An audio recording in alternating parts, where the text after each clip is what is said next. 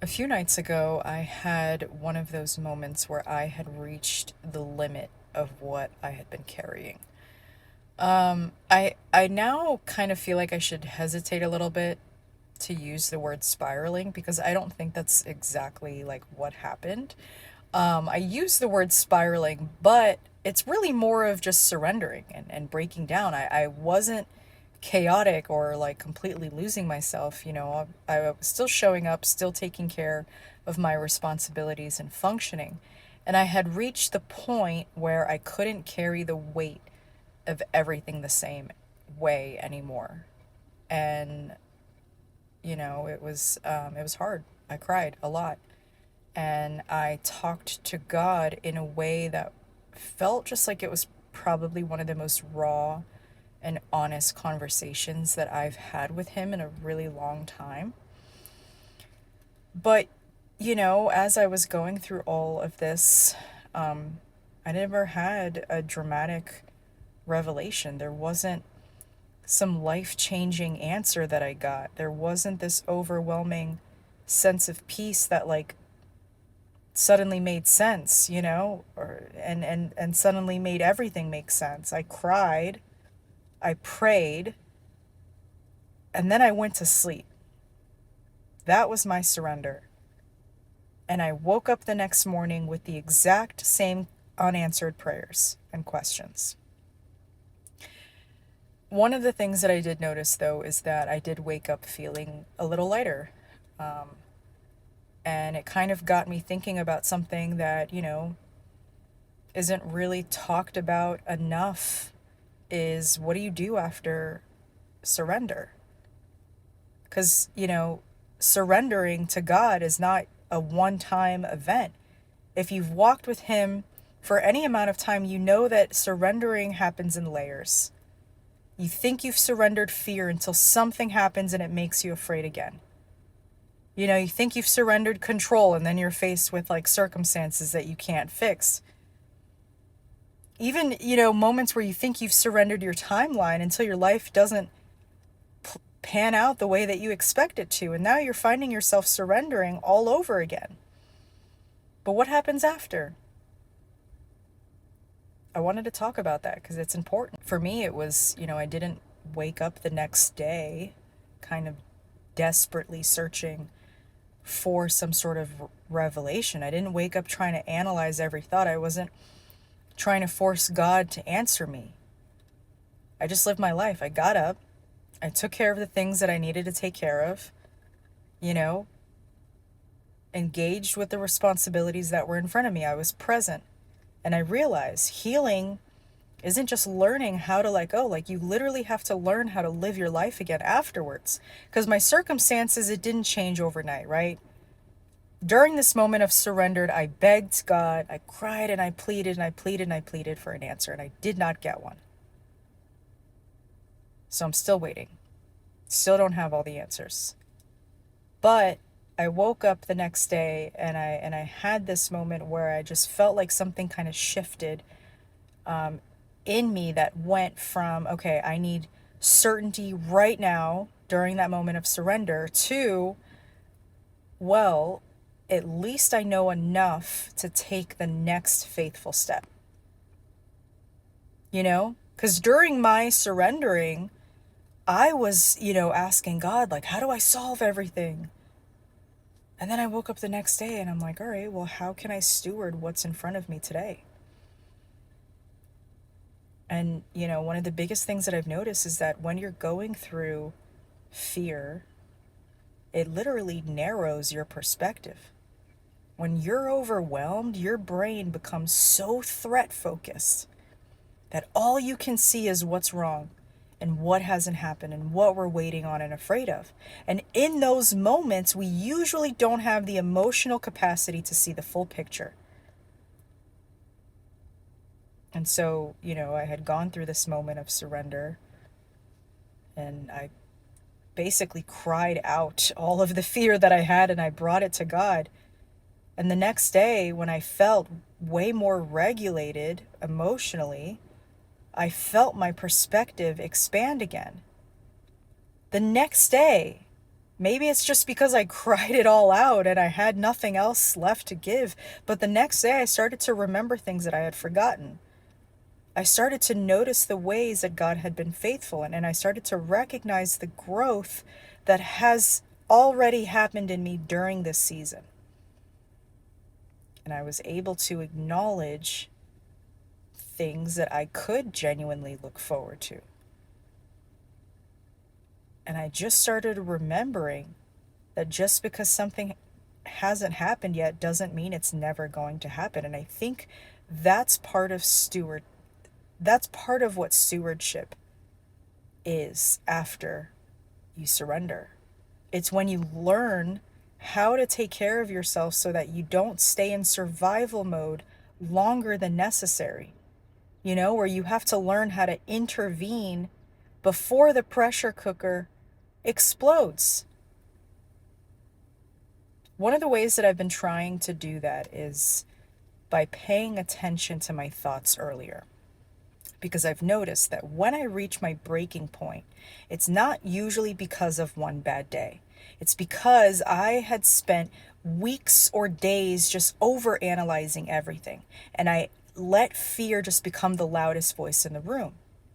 And so what I work on is I now try and notice when those thoughts are first creeping in. And I ask myself, what would I say to someone I love? Like, would I say that? And if the answer is no, maybe that's the invitation to renew that thought. Because I know that that thought shapes me, right? Like, literally, your self-talk will literally influence the pathways in your brain. And scripture tells us how to renew our minds in a way where you don't have to deny your reality, but you anchor yourself in truth. And you don't have to pretend everything's okay. You can acknowledge that things are hard. And God has been faithful before. You can acknowledge that this isn't where you thought you'd be, but you at least know what obedience looks like today. And you can at least know that you have enough information to take the next step. I also started reflecting on the ways that this season has changed me. Because if I'm being honest, during like the surrendering and this breakdown, I was so focused on the discomfort of the season that I really wasn't giving myself enough credit for what the wilderness has been producing in me. Like, since being here in Texas, I've grown in ways that I didn't expect. Like, I've been learning to develop this consistency in areas that used to feel really difficult for me. And I've been able to become more adaptable. And I just, simplified things that I used to overcomplicate. And I just kind of learned that sometimes what God is developing can really only happen in certain environments. And I've always known that. But in hindsight, it was way easier to remember that. And this season has been really uncomfortable. But it also helped remind me, that moment after surrender where I was like, oh, I don't think any of this is wasted though. This actually reminds me of what we've been learning about in the Bible, in my Bible studies. We just learned about how God delivered the, Israelites from Egypt, but freedom's not the end of their story. They still have to walk through the wilderness. And it wasn't for punishment, like it's literally for preparation, where they need to learn how to trust and depend, and they need to learn about stewardship and obedience. And I just kind of like recognize, like, we experience our own versions of that. And it's because he's developing something in us that we can't recognize while we're in the middle of it. And so if you're in one of those seasons right now, where you've cried and you've prayed and you surrendered and you're waiting, maybe your next step after you're surrendering is just simply returning to what you already know. If you have a moment where you break down and you surrender and you wake up the next day and you're like, now what? What do I do? I didn't get an answer. I surrendered to God, but I don't feel like I got any more clarity. Do the next right thing. Do the next right thing. Love the people in front of you. Be faithful with what's in your hands. Remember what God has already done and just keep showing up. Keep working towards your obedience and your capacity in your stewardship. Because walking with God, it's not a straight staircase upward thing where every month just makes more sense than the last. That's not how this walk goes. There are going to be seasons where your progress is going to feel really obvious, but then there's going to be seasons where you're just literally just putting one foot in front of the other. But both of them are still a part of the journey, and that is what faithfulness looks like. You don't have to have all the answers. You're gonna struggle. You're gonna surrender again, but you're gonna wake up each day and you're gonna continue to walk, and you're gonna trust that God, if God needs to redirect you, and if He needs to give you clarity and direction in a way that's very obvious to you, well, guess what? He knows where to find you. And so if you're in that place where you just surrendered yourself and you have no idea what to do now, keep going. Take care of yourself. Take care of your health, your physical health.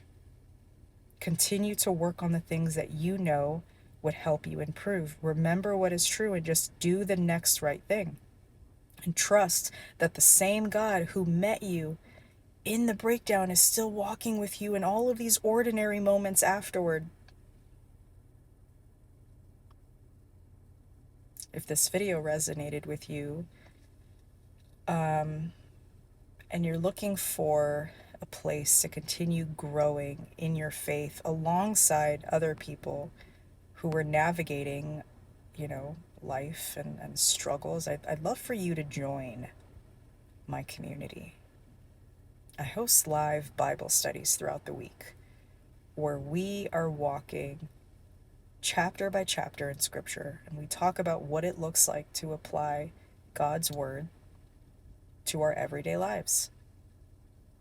If you're looking for deeper teachings and more structured discipleship, I also have membership options. I now share additional teachings, study resources, reflection prompts, and weekly content designed to help build a stronger foundation in your walk with God. And if you're looking for something more personalized, like support, I do offer one-on-one sessions, private sessions, me and you, where we can just talk through whatever season you're in and help you create actual next steps that are rooted in faith and wisdom. No matter where you are in your journey right now, I just want you to know that you don't have to have everything all figured out all at once to keep showing up. Keep doing the next faithful step. Keep bringing your honest prayers to God, even when you don't have the words. And just remember, just because you're still walking through the wilderness doesn't mean that God's not leading you through it. Thanks for being here, for watching, for allowing me to share these parts of my journey with you. If this video encouraged you in any way, please like it. Subscribe to my channel. Share it with someone who might need this reminder today. Anyways, those are my thoughts. I'll see you in the next one.